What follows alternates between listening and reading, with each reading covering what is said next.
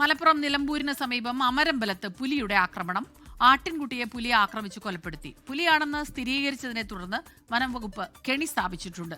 Gokul K വേണുഗോപാലാണ് ചേരുന്നത് മലപ്പുറത്ത് നിന്ന് വിവരങ്ങളുമായി.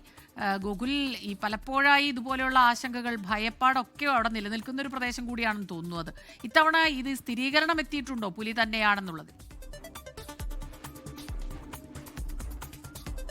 പുലി തന്നെയാണ് ഇത്തരത്തിൽ അക്രമം നടത്തിയത് എന്നത് വനം വകുപ്പ് സ്ഥിരീകരിക്കുന്നുണ്ട്. അമ്പലക്കുന്ന് ക്ഷേത്രത്തിന് സമീപം ഉണ്ണികൃഷ്ണന്റെ ആട്ടിൻകുട്ടിയാണ് ഇന്ന് പുലർച്ചെ 1 മണിയോടുകൂടി പുലി പിടികൂടുന്നത്. ആദ്യഘട്ടത്തിൽ പുലിയാണോ എന്ന് മനസ്സിലാക്കിയിരുന്നില്ല. പിന്നീട് നടത്തിയ പരിശോധനയിലാണ് പുലിയാണ് എന്ന് സ്ഥിരീകരിക്കുന്നത്. ആ പ്രദേശത്ത് ഇത്തരത്തിൽ പുലിയുടെയൊക്കെ സാന്നിധ്യം നേരത്തെ തന്നെ ഉണ്ടായിരുന്നു. നേരത്തെ തട്ടിയേക്കൽ എന്ന് പറയുന്ന ഒരു സ്ഥലത്ത് പുലിയുടെ സാന്നിധ്യം ഉണ്ടായിരുന്നു. ആട്ടിൻകുട്ടിയൊക്കെ പിടിക്കുകയൊക്കെ ചെയ്തതാണ്. അതിന്റെ ഭാഗമായി അവിടെ ക്യാമറകൾ സ്ഥാപിക്കുകയും പുലിയുടെ കൂട് സ്ഥാപിക്കുകയും ഒക്കെ ചെയ്തിട്ടുണ്ട്. ഇന്നിപ്പോൾ ഈ പറയുന്ന അമ്പലക്കുന്ന് എന്ന് പറയുന്ന ക്ഷേത്രത്തിന് സമീപത്ത് ഉണ്ടായിട്ടുള്ള ആക്രമണത്തിന്റെ ഭാഗമായിട്ടും പ്രദേശത്ത് CCTVകളും കൂടുകളും സ്ഥാപിക്കുമെന്ന് ഈ വനംവകുപ്പ് അധികൃതർ അറിയിച്ചിട്ടുണ്ട്.